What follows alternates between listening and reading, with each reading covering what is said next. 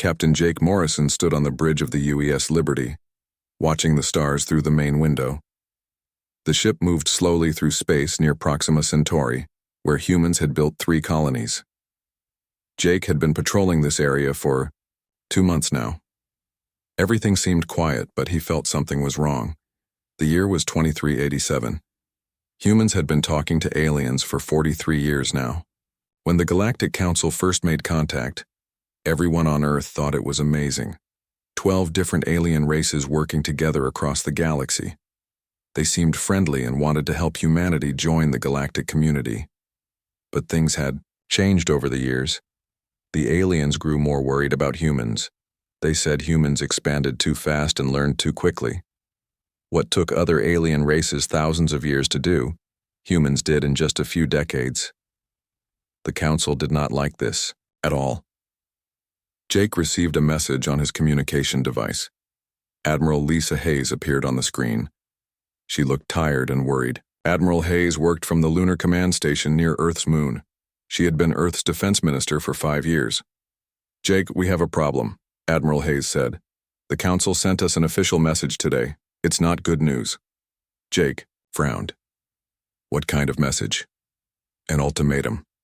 They want us to give up all our military ships. They want to control everything we do in space, and they want us to stop expanding beyond our current 17 star systems." Jake felt his stomach drop. "They can't be serious. We have the right to explore space just like any other race. They say we're too dangerous, too unpredictable.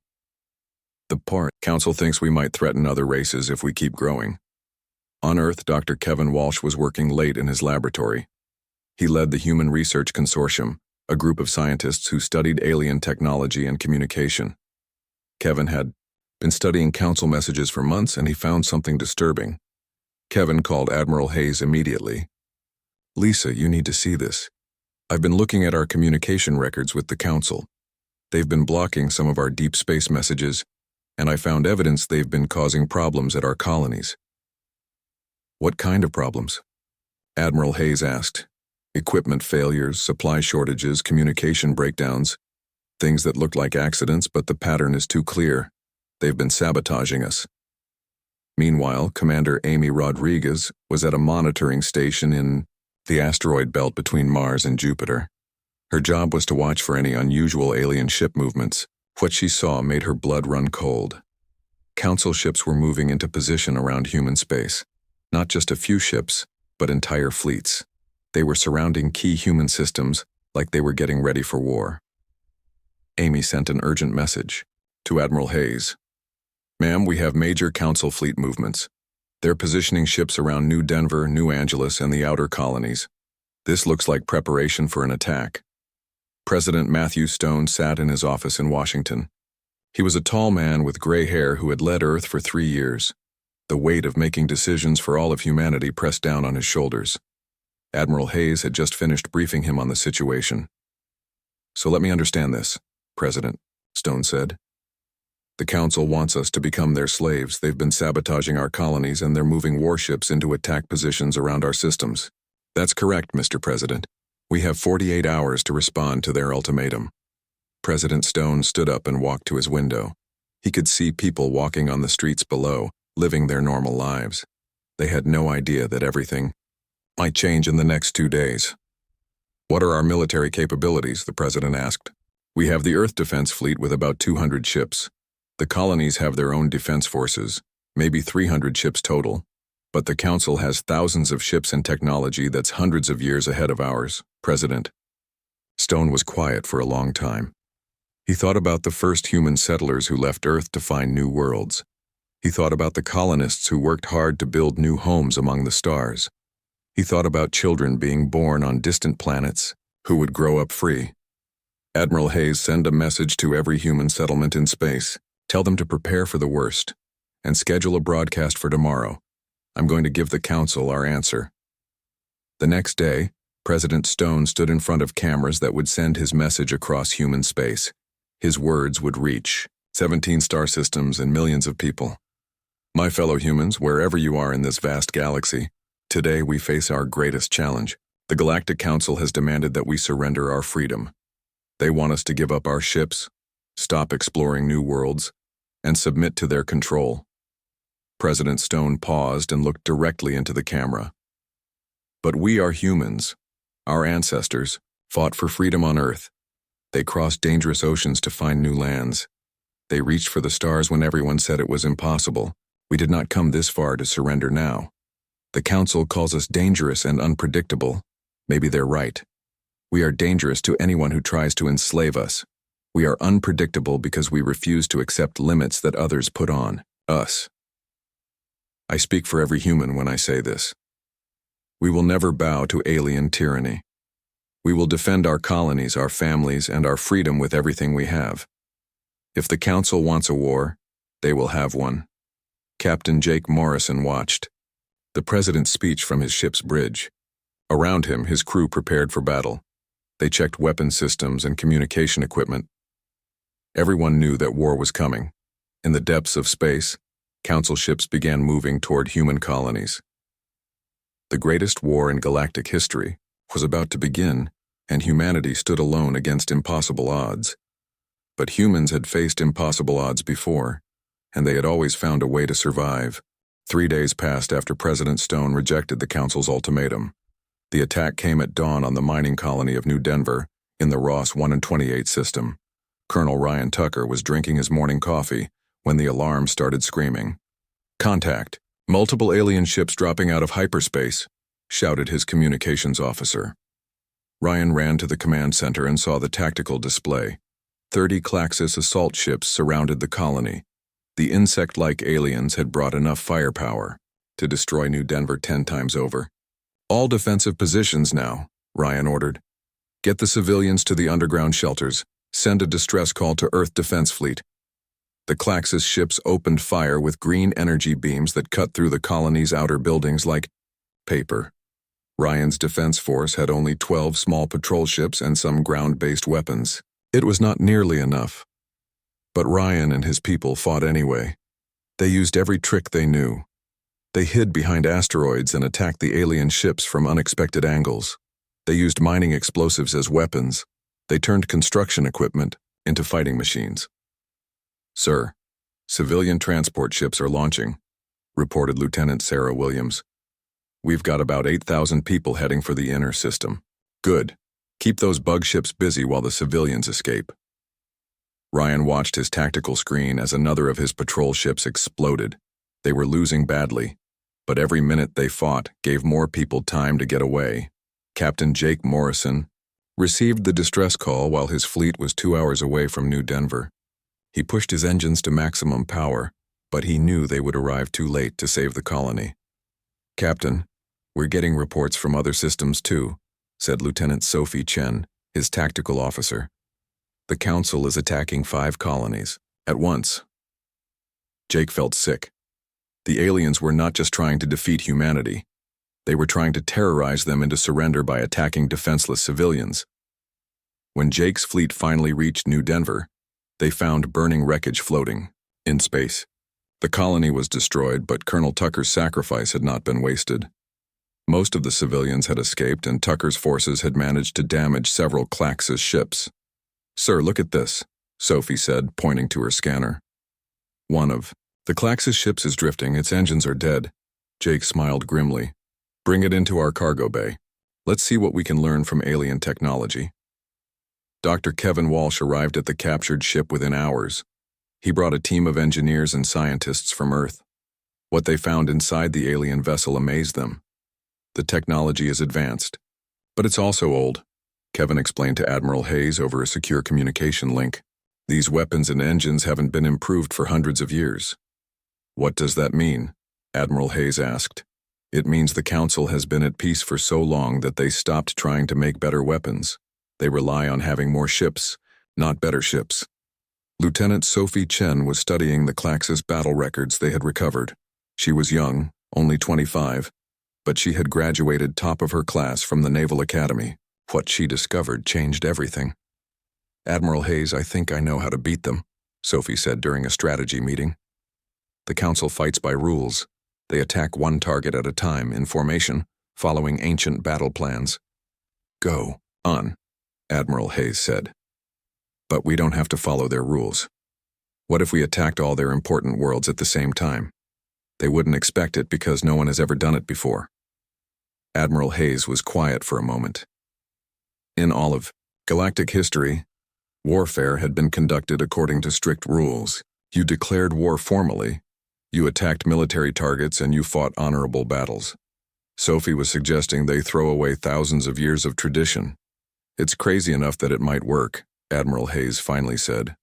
On Earth, General Paul Martinez was preparing the planet's defenses.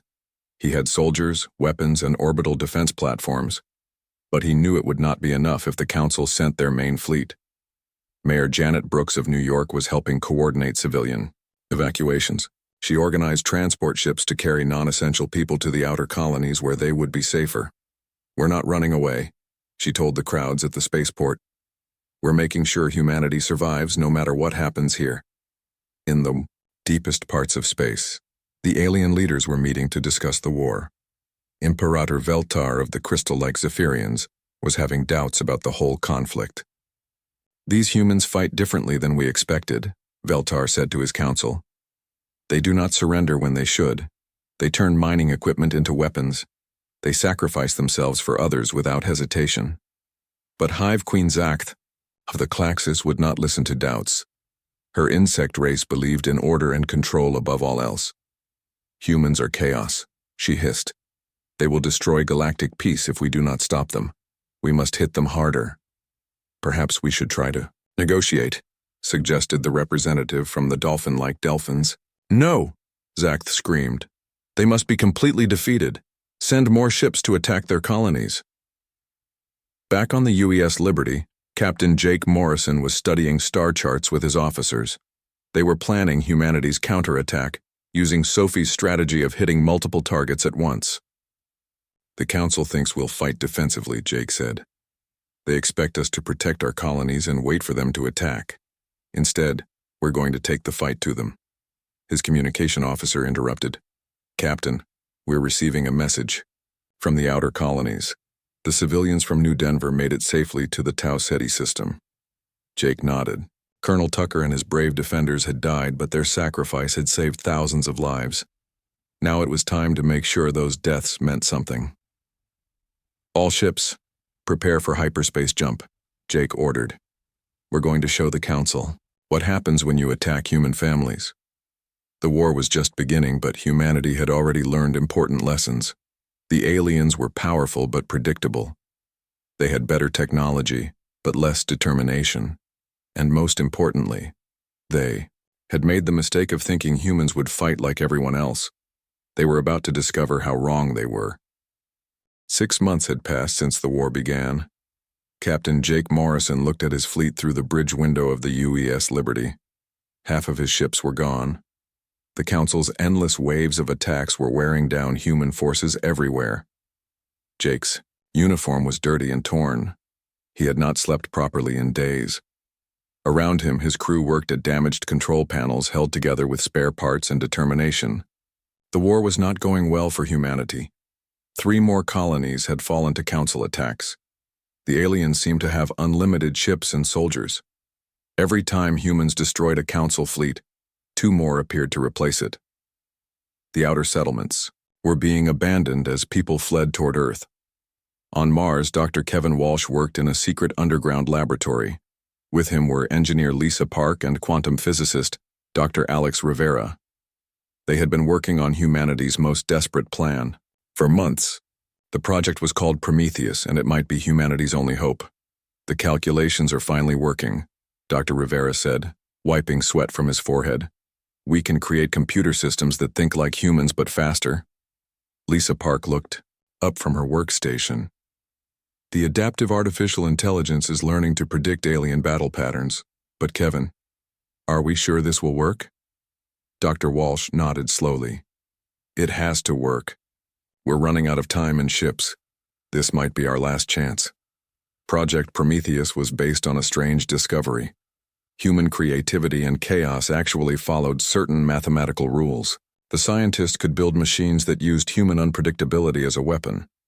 Meanwhile, Commander Amy Rodriguez was on a dangerous mission deep in Council space. She had taken a small stealth ship far from human territory to plant listening devices on alien command stations. What she learned changed everything. Amy hid behind a large asteroid near the Zephyrian home system. She watched council ships coming and going while her equipment recorded their communications. After 3 days of listening, she could not believe what she heard. The council was not united in this war. Several alien races were having serious doubts about fighting humans. The dolphin-like Delphins thought the war was wrong. The energy-based Luminals were horrified by the destruction. Even some Zephyrians questioned whether humanity really needed to be destroyed. "This is incredible," Amy whispered to herself as she recorded the alien arguments. They're fighting among themselves about whether to continue the war. But the militant aliens led by Hive Queen Zaxth were pushing for even more extreme actions. They wanted to use planet-killer weapons against human worlds. They talked about completely wiping out humanity, so they could never threaten galactic peace again. Back on the front lines, Sergeant Danny Clark led a unit of human Marines against Council occupation forces on the colony world of New Boston. The aliens had captured the main cities, but Danny's soldiers fought them in the forests and mountains. Danny had studied Earth's military history. He used tactics from old Earth wars that the aliens had never seen. His soldiers set traps, launched surprise attacks, and disappeared into the wilderness before the enemy could respond. "Remember, we don't fight fair," Danny told his Marines. "Fair fighting is for people who want to lose. We fight to win." The aliens were confused by human guerrilla warfare. They were used to formal battles with clear rules. They did not know how to fight an enemy that refused to follow those rules. One night, Danny's unit attacked a council supply depot. They destroyed ammunition and food supplies, then vanished before reinforcements arrived. The next day, they hit a communication station 50 miles away. The aliens never knew where humans would strike next. In space, the colony ship New Horizon was carrying 50,000 civilians away from the war zone. Captain Steve Wilson commanded the huge vessel as it moved slowly toward the inner systems, where people would be safer. "Captain, we have a problem," his navigator reported. "Council ships are moving to intercept us." Steve looked at his tactical display. 12 Klaxis warships were closing in on the New Horizon. His ship had no weapons and could not outrun military vessels. "Sir, they're demanding we surrender and prepare to be boarded," the communications officer said. Steve thought about the families sleeping in the ship's passenger compartments. Children who had never known war. Parents who just wanted their families to be safe.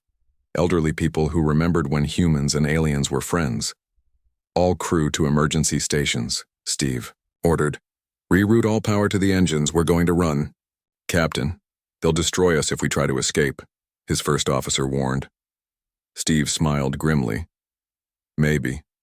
But I'd rather die trying to save these people than live knowing I gave up without a fight." The New Horizon accelerated toward a nearby asteroid field.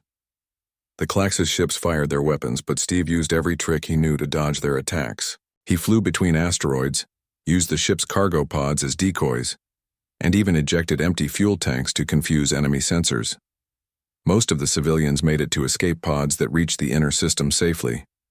Steve and his crew saved 47,000 people, though they paid for it with their own lives when the ship finally took too much damage. Back on Mars, Dr. Walsh's team completed the first Prometheus systems. The artificial intelligence could process battle information faster than any human mind, but it thought with human creativity and adaptability. "It's ready," Dr. Walsh told Admiral Hayes. "We can install these systems on our remaining ships. They'll help our captains fight smarter, not just harder." Admiral Hayes looked at the test results. For the first time in months, she felt hope. "Kevin, this might actually work. How soon can we equip the fleet?" "Give me 2 weeks," Dr. Walsh replied. "Then we can show the Council what happens when human ingenuity meets alien arrogance." The tide of war was about to turn. Dr. Kevin Walsh watched as the last Prometheus system was installed on the UES Liberty. The artificial intelligence hummed quietly in its special housing, ready to help human ships fight with incredible coordination and intelligence. "The system is active, Captain Morrison," Dr. Walsh reported. Your ship can now predict enemy movements and coordinate with other human vessels like never before. Jake Morrison felt the difference immediately. Information flowed across his bridge, displays in ways that made perfect sense. The Prometheus system did not think for him, but it helped him think faster and see patterns he would have missed. Admiral Lisa Hayes stood in the command center on Luna, looking at a holographic map of human space. Red dots showed Council fleets, while blue dots marked human ships. For months, the red dots had been winning. Today, that was going to change. Operation Wildfire is ready to launch, Admiral Hayes announced to her staff. We're going to hit 12 Council worlds at the same time. They'll never expect us to attack so many targets at once. The plan was bold beyond anything attempted in galactic history. Instead of fighting defensively, humanity would strike at the heart of Council power. Captain Morrison would lead one fleet toward the Zephyrian homeworld. Captain Maria Santos would attack the Claxus breeding colonies. Captain Joe Bennett would target Council military shipyards. This goes against every rule of galactic warfare, warned General Paul Martinez over the communication link from Earth. If we fail, they'll destroy us completely. If we don't try, they'll destroy us anyway, Admiral Hayes replied. At least, this way we go down fighting. The human fleets jumped to hyperspace simultaneously. 12 separate strike forces headed toward targets across Council space. The aliens had no idea what was coming. Captain Morrison's fleet dropped out of hyperspace near the Zephyrian home system. The crystal beings had not expected an attack on their most protected world. Their defense fleets were scattered across the galaxy, fighting human colonies. Prometheus system online, reported Lieutenant Sophie Chen. I'm reading their defense patterns. They're using formations that are 300 years old. Then let's show them some modern human tactics. Jake said, all ships attack pattern Delta, hit them fast and hard. The human ships moved like a pack of wolves. The Prometheus systems let them coordinate perfectly, sharing information instantly. They struck the Zephyrian defenders from 6 directions, at once using tactics the aliens had never seen. Across the galaxy, similar attacks were happening. Captain Santos led her ships against the Claxus breeding world of Hivetar. The insect aliens were shocked to see human warships appearing in their most sacred space. Impossible, Hive Queen Zack screamed from her throne ship. How did they get past our outer defenses? They attacked everywhere at once, her tactical officer reported. Our fleets are scattered. We have no reserves to send. Captain Bennett's force hit the Council shipyards at Nexus Station. Hundreds of half-built warships floated in space docks, protected only by construction crews and light defense platforms. The human attack turned the shipyards into burning wreckage in minutes. The success was beyond anyone's wildest hopes. In one day, humanity had struck more devastating blows against the Council than in the previous 6 months of war. The Claxus lost their primary breeding facility. The Zephyrians saw their capital's defenses shattered. 3 other Council races had key military installations destroyed. But Commander Amy Rodriguez had discovered something even more important during her spy mission. She had been monitoring Council communications from her hidden position in the asteroid belt. Admiral Hayes, you need to hear this, Amy reported through encrypted channels. The Council is falling apart. 3 member races want to stop the war. Amy played recordings of alien leaders arguing among themselves. The dolphin-like Delphins were horrified by the destruction. The energy-based luminals questioned the morality of the war. Even some plant-like Verdani were speaking against continued fighting. They're opening secret communication channels with us, Amy continued. The Delphins want to negotiate a ceasefire. They're willing to talk peace. Admiral Hayes felt hope for the first time since the war began. Set up a meeting, but keep it secret. If the militant faction finds out, they'll kill the peace seekers. The secret negotiations began in a neutral system far from both human and Council space. Representatives from 3 Council races met with human diplomats. They were shocked by what they learned. We had no idea Hive Queen Zacht was planning to use planet-killer weapons, the Delphin ambassador said through his translation device. That goes against every law of civilized warfare. The human representative, Ambassador Helen Ford, showed them evidence of Council sabotage against human colonies. Your people have been attacking us for years before this war even started. We only wanted to explore space and live in peace. The militant faction told us humans were violent and dangerous. The Luminol representative said, its energy form pulsing with distress. But you defend yourselves only when attacked. You show mercy to prisoners. You are not the monsters they described. But while these secret talks continued, Hive Queen Zacht was planning something terrible. The insect leader had convinced the militant council members to authorize the ultimate weapon against humanity. The humans have proven they cannot be controlled, she told the War Council. They must be completely destroyed. Authorize the use of the Void Cannon against their homeworld. The Void Cannon was a weapon of unimaginable power. It could destroy an entire planet, turning it into empty space. The Council had built it centuries ago but never used it, considering it too terrible for warfare. Are you certain this is necessary? Asked the Zephyrian war leader, even his crystal form seeming to dim with uncertainty. They attacked our sacred worlds, Zacht hissed. They violated every rule of civilized combat. Now they must pay the ultimate price. Long-range sensors detected the massive weapon moving toward Earth. The Void Cannon was the size of a small moon, protected by the largest fleet ever assembled. It would take weeks to reach human space, but when it arrived, Earth would cease to exist. Captain Morrison received the terrible news while his fleet was returning from their successful attack on the Zephyrian homeworld.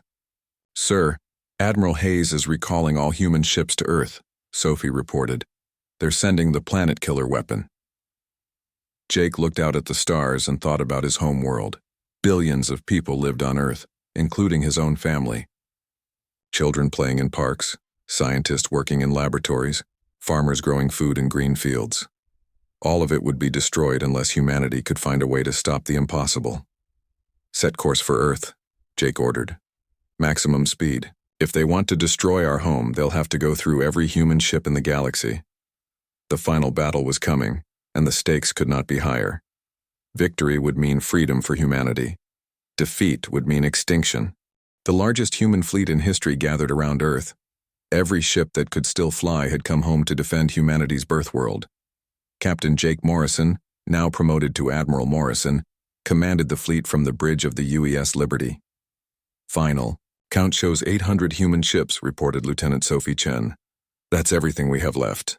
Jake looked at the tactical display showing the approaching Council Doomsday fleet. The enemy had over 2,000 ships protecting the massive Void Cannon. The weapon itself was the size of a small moon, capable of destroying Earth completely. We're outnumbered more than 2-1, Sophie said quietly. Then we'll have to fight smarter, not harder, Jake replied. Activate all Prometheus systems. Let's show them what humans can do when we're fighting for our home.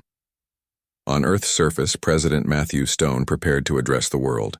He knew this might be humanity's final hour, but he refused to let fear show in his voice. My fellow humans, President Stone began, his words broadcasting to every settlement across human space. Today we face our greatest test. The Alien Council brings a weapon that could destroy our world. But we are not afraid. He paused, looking directly into the camera. We came from caves and built cities. We crossed oceans and reached for the stars. We have never surrendered to any enemy, and we will not start today. Whatever happens, remember that we are human, and humans never give up. The battle for Earth began when the Council fleet dropped out of hyperspace at the edge of the solar system. The Void Cannon moved slowly toward Earth, protected by layers of enemy warships. All human ships, this is Admiral Morrison, Jake broadcast to his fleet. Remember, we're not just fighting for Earth. We're fighting for the right of every species to be free. Make every shot count. The human ships attacked with desperate courage. The Prometheus systems allowed them to coordinate like never before, sharing information instantly and moving as one massive organism. They struck the Council fleet from every direction, using tactics that had never been seen in galactic warfare. Captain Maria Santos led her squadron in a suicide run against one of the Void Cannon's escort ships. Her damaged cruiser rammed the alien vessel, destroying both ships but opening a gap in the enemy formation. "For humanity!" she shouted over the radio before her ship exploded. Her sacrifice inspired others. Human ships throughout the fleet began making impossible attacks, trading their lives to damage the enemy. The Council had better technology, but they had never faced opponents willing to die for their beliefs. Dr. Kevin Walsh worked frantically in his laboratory on Luna, analyzing the Void Cannon's design through long-range sensors. What he discovered gave him hope. "Admiral Morrison, I found something important," Dr. Walsh reported. "The Void Cannon requires authorization codes from all 12 Council member species to fire. It's a safeguard to prevent accidental use." Jake's eyes widened. "Are you saying they need unanimous agreement to destroy Earth?" "Exactly. If even one Council race refuses to give their code, the weapon cannot fire." Commander Amy Rodriguez was still hidden in Council space, monitoring alien communications. She had been working with the 3 peace-seeking Council races who wanted to end the war. "This is our chance," Amy told the Delphine ambassador through encrypted channels. "Your people can stop the Void Cannon from firing. Just refuse to give your authorization code. But Hive Queen Zakth will call us traitors," the dolphin-like alien replied. "Better to be called a traitor than to watch an entire world die," Amy said. "How many innocent people have to suffer for this war?" The battle around Earth grew more intense. Human ships fought with incredible bravery, but they were taking heavy losses. The Council fleet pushed closer to Earth, bringing the Void Cannon within firing range. On the Klaxus command ship, Hive Queen Zakth prepared to give the order to destroy Earth. She had already received authorization codes from 9 Council species. Only 3 more were needed. "Delphins, transmit your authorization code," she commanded. "We refuse," the Delphine representative said calmly. "This weapon is too terrible to use against any world." Zakth's insect form trembled with rage. "You dare defy the Council's will?" "We defy your will," the luminal representative added, its energy form flickering with determination. This war has gone too far. Even some Zephyrians began to question the plan. Imperator Veltar had watched the human fleet fight with such courage that it moved his crystal heart.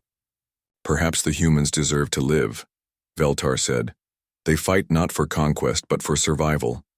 Is that not what we would do in their place?" "Traitors, all of you," Zakth screamed. "I will have you executed for this betrayal." But without the required codes, the Void Cannon could not fire. The mighty weapon was useless, protected by safeguards that the Council's own ancestors had built. Seeing that the ultimate weapon had failed, the Council fleet began to fall apart. Ships from the peace-seeking races stopped fighting. Some even turned their weapons on Zakth's forces. "This is Admiral Morrison to all Council ships," Jake broadcast on all frequencies. "The war is over. Surrender now, and we will treat you with honor." The Council's civil war had begun. Zakth's militant faction found themselves fighting not just humans but other Council races as well. Within hours, the Insect Queen's forces were defeated and scattered. Imperator Veltar contacted Jake directly. "Admiral Morrison, I formally request a ceasefire.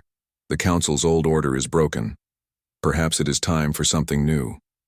The aftermath of the battle for Earth changed the galaxy forever. The old Galactic Council dissolved into civil war and chaos. But from its ashes rose something better, a new alliance based on cooperation instead of domination. Humanity did not become galactic conquerors. Instead, they became protectors of smaller species who wanted freedom from the Council's authoritarian rule. Human ships spread across the galaxy, not as invaders, but as guardians of liberty. Admiral Jake Morrison stood on the bridge of his new flagship, the UES Defiance, watching human colonies being built around distant stars. The war had cost humanity dearly, but it had also proven their worth to the galaxy. "Sir, we're receiving a message from the Centauri colonies," Sophie reported. "They're requesting our help to defend against raiders." Jake smiled. "Set course for Centauri. It's time to show the galaxy what human protection looks like." The final war had ended, but humanity's real mission was just beginning. They had earned their place among the stars through courage and sacrifice. Now they would use that hard-won freedom to help others find theirs. In the depths of space, new human ships carried a simple message to every world they visited. Freedom. is the right of all thinking beings, and humanity would fight to protect that right wherever it was threatened. The galaxy would never be the same again.